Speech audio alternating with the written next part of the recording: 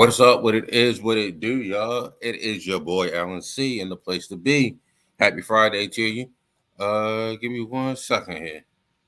We got some light going. There we go. There we go. We brought in here. All right, y'all. So, as you see, follow Al You Bugging on X, formerly Twitter, and on Instagram at Al_you_bugging. Not going to take up too much time tonight. I am just feeling like Negro Diamonds in here and going to give my predictions for this upcoming NFL season. We are 6 days away from NFL kickoff with the Chiefs and the Ravens, and we are exactly 7 days away from the Eagles and Packers playing in Brazil on Friday night. So, not gonna hold you. Let's go ahead and get into some of these NFL winners here. All right. So I'm gonna give you my top three candidates, starting off with the offensive rookie of the year. All right. So first off, we have Brock Bowers, tight end for the Raiders. I know this is typically a quarterback award, but Brock Bowers, we haven't had a tight end this high drafted or this highly scouted, or what's the word I'm looking for, regarded, I guess we could say, since Kyle Pitts. And Kyle Pitts so far hasn't made a click yet in Atlanta, but hopefully Brock Bowers gets it popping in Las Vegas. But we already know he ain't gonna win it. That's just one of my favorite rookies. Second place, I have Jaden Daniels as the second guy who can win it. I believe him playing in the NFC East, playing for a brand new, well, not really new, but a new Commanders head coach, and Dan Quinn. With get that defense going, he has He has Scary Terry to throw the ball to. I think his legs makes him a dynamic quarterback if he could stay healthy. He has a shot to win it. But the overwhelming favorite, come on, y'all. I know, is Caleb Williams. Rookie phenom. Chicago has pretty much set the table for this rookie quarterback to come in and make amazing happen. By training for Keenan Allen, by drafting Rome Odunze, getting the offensive line together, getting that backfield together now with DeAndre Swift. You already had DJ Moore there. So, come on. I believe he's going to have a breakout year.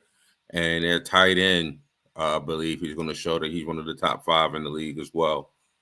So, Caleb Williams, overwhelmingly favorite to win the offensive rookie of the year for me. And I think that's going to be your new offensive rookie of the year, Caleb Williams.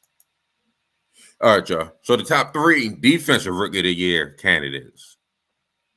Dallas Turner, edge rusher over there in Minnesota. Good motor, great off the ball. I just don't think they'll win enough games for him to actually win that defensive rookie of the year. I like Laiatu. Goodness, that man's name was a ton to say, but he has extreme motor. That man is never stopped from whistle to whistle.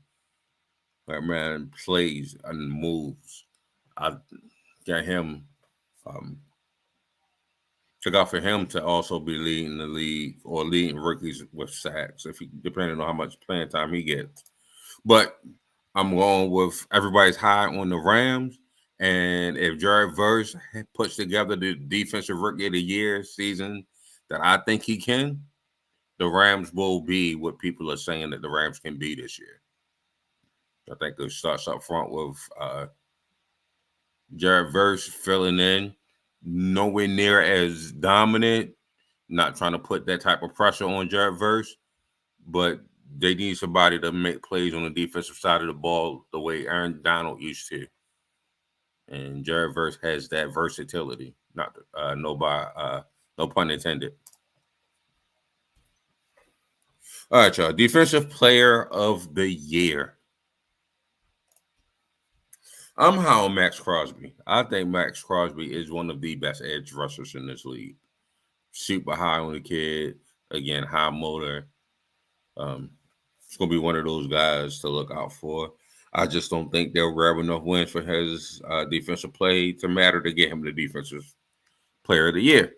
Second candidate, Myles Garrett. I do have the Browns being a playoff team. So him making plays, I can see him being Defensive Player of the Year.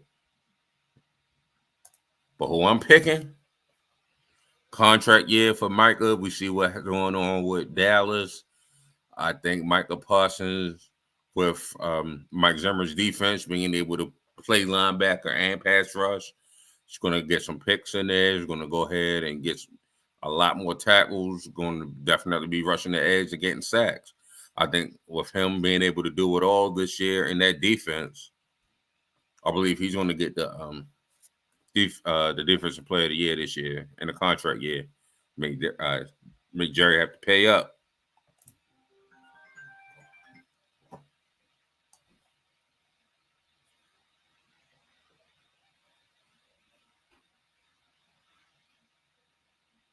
All right, y'all. Comeback Player of the Year. You got Kirk Cousins over there with Atlanta. I got them making the playoffs. Hold on 1 second.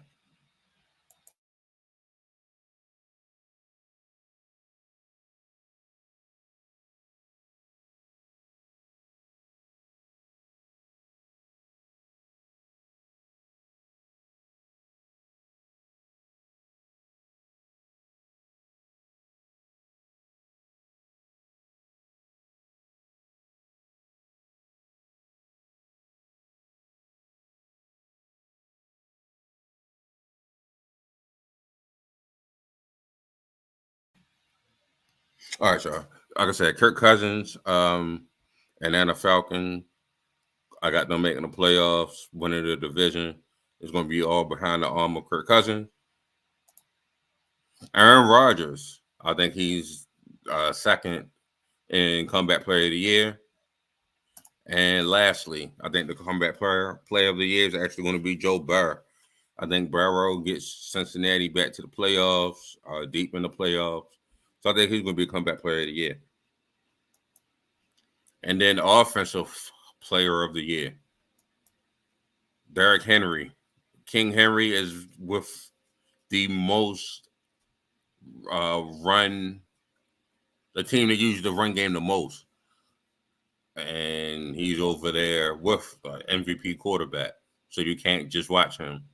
You have to watch out for everybody. I think Derrick Henry is going to show that Derrick Henry at least has a couple more years left in him. I have Jordan Love putting up a good season, not quite as high as an MVP type of season, but with that new money and getting comfortability, he was, one of the best quarterbacks at the end of the year last year. So I got him being Offensive Player of the Year. And then lastly, I got Christian McCaffrey being the actual Offensive Player of the Year. Trent Williams hasn't returned back to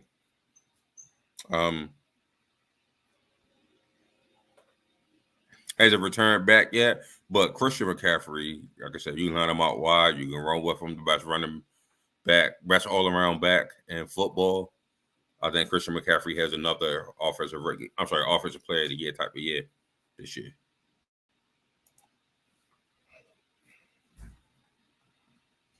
All right, sir. So for the big awards, Coach of the Year and MVP. Let's see. Third in the running, like I said, I like Dan Quinn over there in Washington with the rookie quarterback, with that defense. I think Dan Quinn, they won't win enough games to actually give him that coach of the year, but I think he should be in there. I think they will have more wins than they had last year. And it's going to be off the backs of Dan Quinn. Zach Taylor, like I said, Cincinnati. Zach Taylor really should have been in the running for this last year, if we're being 100. Even though they didn't make the playoffs, they were the only team in the division to not make the playoffs. Zach Taylor, with what he was able to get when Joe Burrow went down, is definitely a coach of the year candidate. And I think, getting Burrow back and, them being one of the top teams this year, I think Zach Taylor will be in the running for coach of the year. I think Raheem Morris actually gets it, though, in Atlanta. I think they will go from not worse, but one of the bottom teams to a top playoff team. They will, I'm going to go ahead and say it right now, our bold prediction, they'll be the team that increased with the most wins. So I have Raheem Morris actually being a coach of the year this year. All right, y'all. MVP status. Come on. 3. Al, you bugging MVP. My top 3 predictions. Josh Allen. Yes, he lost Stephon Diggs. Yes, he lost Gabe. He added Keon Coleman. And what he was able to do last year, and actually the only person to steal a vote from Lamar Jackson last year in the MVP race was Josh Allen, what he did at the end of last year. If he protect the ball, and I'm a fan of addition by subtraction, look what happened with Kansas City. I think Josh Allen will be in that MVP run in the top 3. Pat Mahomes going for the absolute dynasty. No one has ever won 3 in a row in AFC merger, AFL merger. And Pat is going to be going for it. But I got C.J. Stroud actually winning this MVP award. I think C.J. Stroud is the best young quarterback, and I think Houston is going to be one of those formidable teams this year.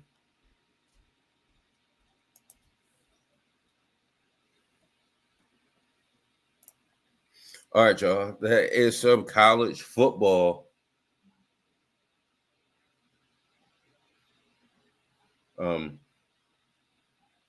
Happening this weekend. I'm only going to talk about the top 25 matchups. Top 25 versus top 25 matchups. So you have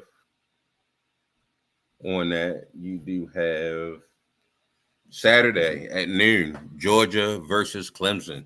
Number 1, Georgia, Carson Beck, Michael Williams, taking on number 14, Clemson.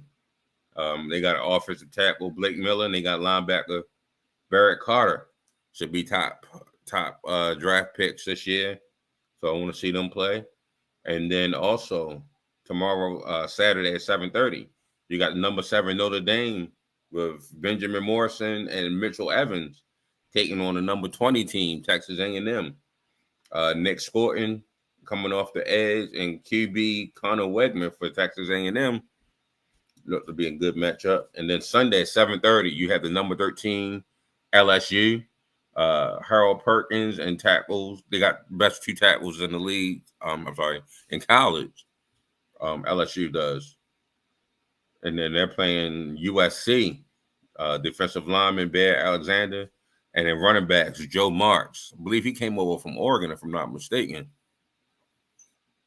Transferred over to USC from Oregon.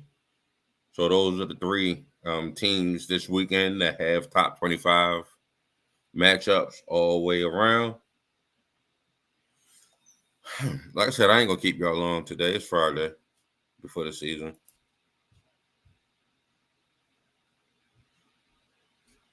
Let me go ahead and let's see. Are you bugging? Can I really pick the 2025 NFL playoffs? Let's pretend I got the script for the 2025 NFL playoffs. Got the first draft for the script. Let me go ahead and give y'all the cheat code real quick. So in the AFC, these are your 4 division winners. I have Kansas City taking the number 1 seed, with Baltimore taking the number 2 seed. Miami is the 3 seed, and Houston wins the AFC South. And then your 3 AFC Wild cards are the Jaguars, the Bengals, and the Bills. All right. And then over on the NFC side, you got the 49ers winning, with Philly coming in second, Detroit coming in third, and the Falcons winning the NFC South. And then your wild card teams, your Rams, your Packers, and your Bears. Notice I do not have the Cowboys making the playoffs. Notice I do not have the Jets making the playoffs. Might be a little controversial.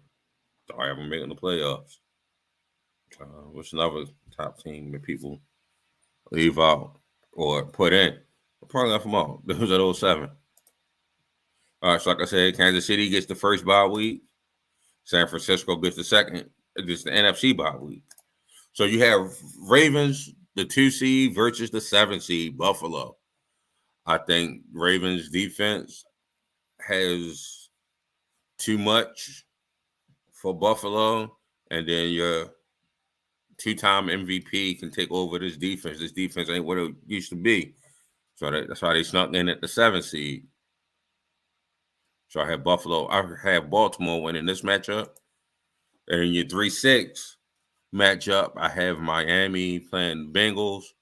I don't trust Tua when the weather gets cold. I got Cincinnati winning that matchup. And then Houston taking on the division rival for the third time. And I have Houston winning this matchup. On the NFC side, I got the Eagles taking on the Rams. Eagles win that matchup, but the Rams have a very good year. Lions versus the Packers. I have the Lions winning this matchup. Like I said, Jordan Love is going to have a good year, Offensive Player of the Year candidate. But I think Detroit only weakness was their defense, and they sold that up. So Detroit is going to be very formidable. And then your close matchup, your 4-5. I have the Bears winning this one, I believe. I think the Bears going to take that one. So the next round, we have Baltimore taking on Houston, just like last year in the playoffs. But unfortunately, like last year in the playoffs, the Ravens don't win this one. I got Houston advancing. And then Kansas City and the Bengals, they call it Burrowhead. I have the Chiefs winning this one again. All right. And on the NFC side, the Eagles versus the Lions. Have the Lions winning that matchup. I have 49ers winning over the great feel-good story of the rookie quarterback, Caleb Williams, being the first, Bears quarterback to go for over 4,000 yards and being the first Bears quarterback that's an actual superstar in this league.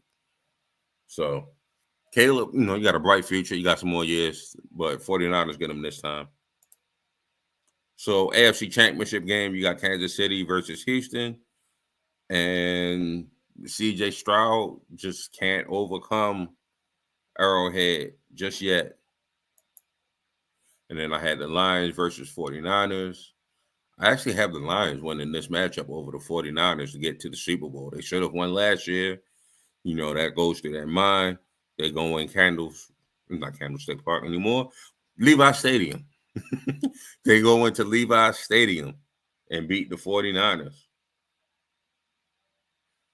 That sets up a Kansas City versus Detroit Lions Super Bowl. So does history happens. History happens. Either the first team to three-peat or the first ever Detroit Lions Super Bowl. Which history do you think I'm predicting to happen? It's the three-peat, y'all. It's the three-peat. I got Kansas City winning the third championship. Patrick Mahomes is the GOAT with a late drive. Kansas City beats Detroit Lions in a heartbreaker for a team that just used to having them. All right. I just want to talk real quick about what I want to see for Thursday. Kansas City versus Baltimore Ravens, as the banner drops and Arrowhead and the Chiefs come out. I want to see Baltimore come out very physical. You chose to get younger for a reason. You got a younger offensive line. I do expect them to struggle a bit for the first half. But Tyler Linderbaum versus Chris Jones is a matchup. I want to see that. I think it was a good matchup last when the playoffs when they played. No L'Jarius Sneed no more, but Trent McDuffie versus Zay is a matchup. I want to see that.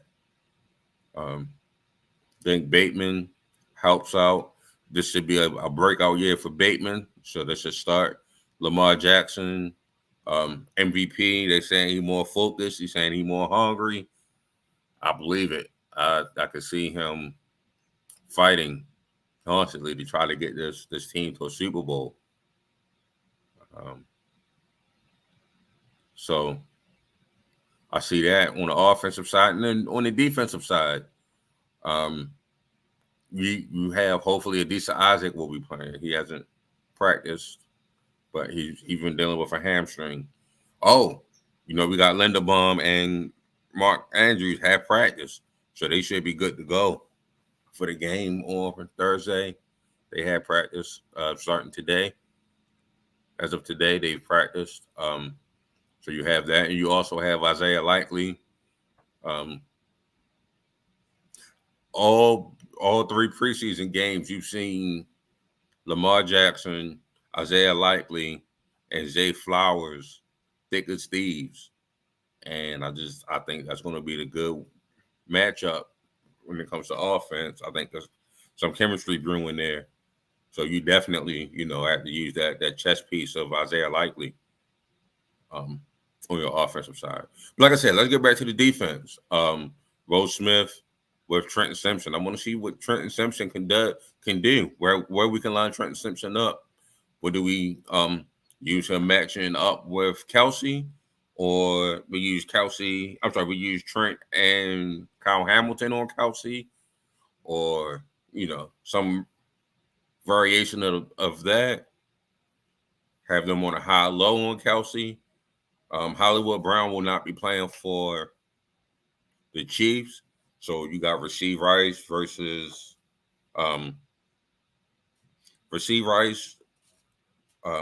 Sky Moore, Xavier Worthy matching up against Marlon Humphrey, Brandon Stevens, Nate Wiggins, and that Baltimore secondary. That's a strong part of their team, and they're going to be tested. Zach Orr, first game as a play caller in the regular season, is going to be tested going up against Andy Reid. It's just certain things, certain matchups, certain maneuvers that Andy, working on his case to being the GOAT, can try to exploit. Can you match up? Do you change up what you've done? Do you give Andy different looks? It's hard to give Pat Mahomes and Andy looks they haven't seen yet, but that's why you have younger, innovative minds come through. So let's see what Zach Orr can do with that. I'm interested in seeing the pass rush rotation. Like I said, Adisa Isaac, if he comes back. But, Kyle Varnoy, you have Owe, you have Ojabo, you have Tavius Robinson. So the mixture of those four rotating in can we generate some pressure on the outside to Pat to make him step up. Travis Jones, Pierce, Justin Metabeke gang in the middle. Can we force that pocket to collapse on Pat there? So it's just certain matchups there that you kind of want to see and see what we could force Pat into quote unquote uncomfortability. I mean, come on, we're talking about one of the greatest quarterbacks to ever do it. Some say, like me, he is the greatest quarterback to ever do it. Not to take away from what Tom Brady has accomplished. I just don't think Tom Brady is as skilled as Pat. That's all. So, man, it's going to be a good game. I got to be in a close game. Hopefully, I'm seeing the defensive struggle in the first half, and then outcome that second half. Ravens have always been a second half team. We go ahead and take over, turn it up, and win this game 28-21, late touchdown to win it. You don't want to give Pat give Pat 13 seconds. That's too much time. But the Ravens are kings of milking the clock, and especially with Derrick Henry now and Lamar Jackson. You never know which one. With that read option, you stop your feet with Lamar, you misread it. You stop your feet with Derrick Henry, he's about to drag your ass for some feet. So, you kind of want to keep active and not just guess. Take your best guess at what you're going to do, what they're going to do with that play action run game, with the RPO run game. Just take your best guess, because 9 times out of 10 you're going to be wrong anyway. You don't want to stop when you're trying to contain either one of those, because Lamar can outrun you and Derrick Henry can outrun you and run through you. So, like I said, this is going to be a really quick show tonight. So again, keep following or follow Al You Bugging at Al_you_bugging. That's been my time, y'all. Be blessed, be productive, be more. Love you. I'm out.